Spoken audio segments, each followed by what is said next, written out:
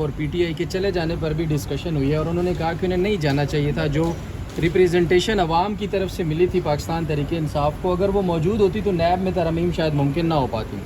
دیکھیں نیب ترامیم جو ہوئی ہیں، کیا میجورٹی ویو سے ہوتے ہیں نا فیصلے پارلیمان میں، تو میجورٹی کس کی تھی؟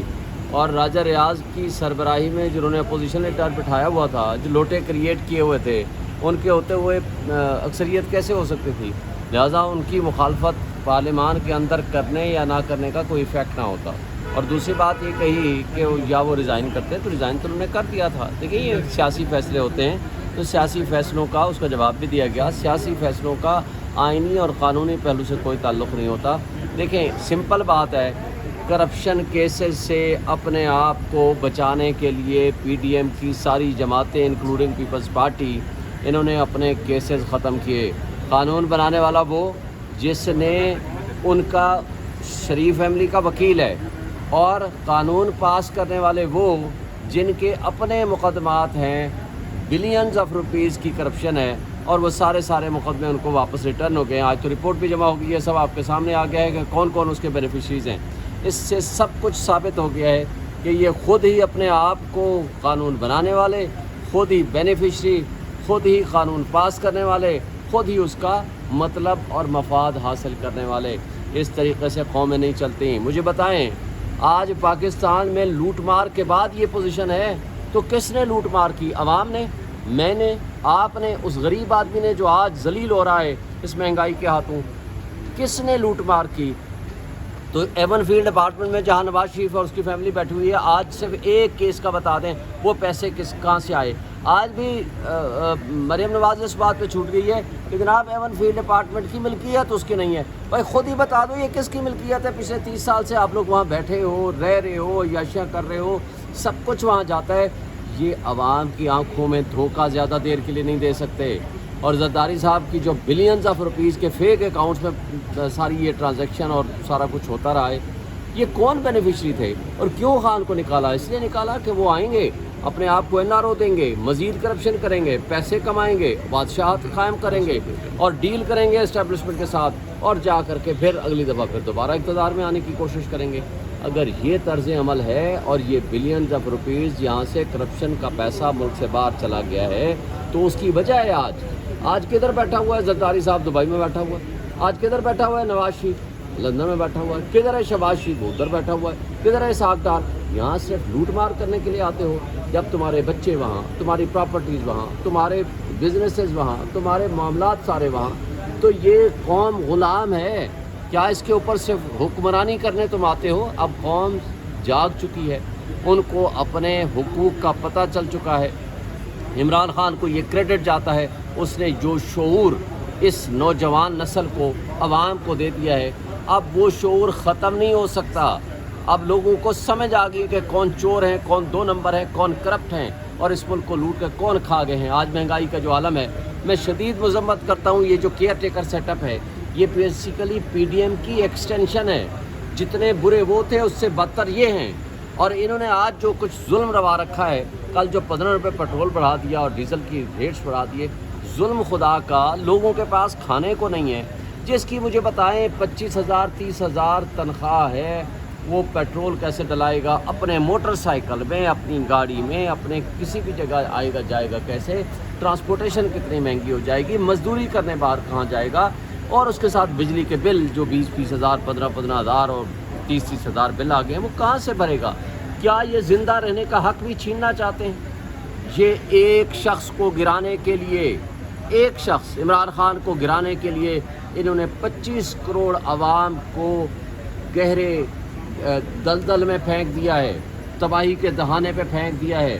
لیکن افسوس کی بات ہے آج بھی ہماری اشرافیہ جو $18 بلین سالانہ امرات لے رہی ہے، $18 بلین یہ رپورٹ ہے، جس میں ہمارے حکمران، جس میں ہمارے ججز، جس میں جرنیل، جس میں سول بیوروکریسی، ملٹری بیوروکریسی شامل ہے.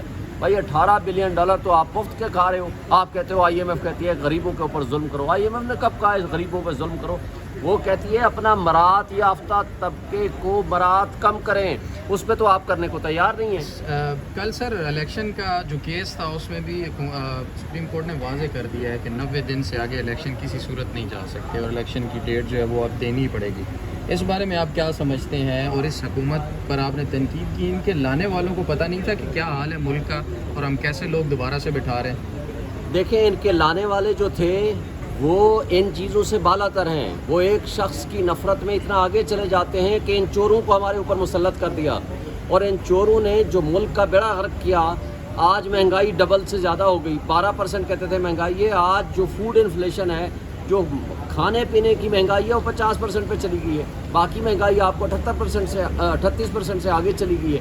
اسی طرح آپ دیکھ لیں جو ڈالر کی ریٹ تھی, جو آپ کا یہ آئے تھے مہنگائی مکاؤ مارچ کا ڈرامہ رچا کر, کیا کیا انہوں نے ملک کو مہنگائی کی دلدل میں دھکیل دیا. ان کو بھی پتہ ہے, ان کو بھی پتہ ہے, لیکن ظلم یہ ہے کہ آج اس بے یقینی کی کیفیت کو یہ کنٹینیو رکھنا چاہتے ہیں.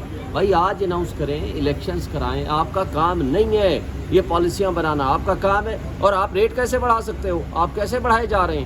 آپ فوری طور پر الیکشن اناؤنس کریں, 60 ڈیز میں الیکشن کرائیں اور جائیں یہاں سے اپنا بوریا بستر اٹھائیں. یہ جو طرز عمل ہے ہماری اسٹیبلشمنٹ کا, یہ جو طرز عمل ہے موجودہ جو کیئر ٹیکر سیٹ اپ کا, اور وہ فاشسٹ جماعتیں جس میں PML نون PDM کی زیر قیادت یہ سب کچھ ہو رہا تھا, آج وہ بھاگ رہے ہیں اس لیے کہ وہ الیکشن نہیں چاہتے. وہ کہتے ہیں کسی طریقے سے کیئر ٹیکر ہی 2 سال کے لیے چلتا رہے. وہ چاہتے ہیں کسی طریقے سے کوئی ایسی غیر آئینی حرکت ہو جائے کہ ہماری جان چھوٹ جائے الیکشن میں جانے سے, اس لیے کہ ان کو لوگ پہچان چکے ہیں. کاکڑ صاحب کینیا کا دورہ کر رہے ہیں, نگران وزیر اعظم کا کام بنتا ہے دوسرے ممالک کے اس طرح بیرونی دورے کرنا؟ دیکھیں یہ اس وقت بیرونی دوروں کی ضرورت نہیں ہے. آپ کو اندرونی معاملات اور مہنگائی کو کنٹرول کرنا ہے. آپ نے فوری طور پر الیکشن کرانا ہے.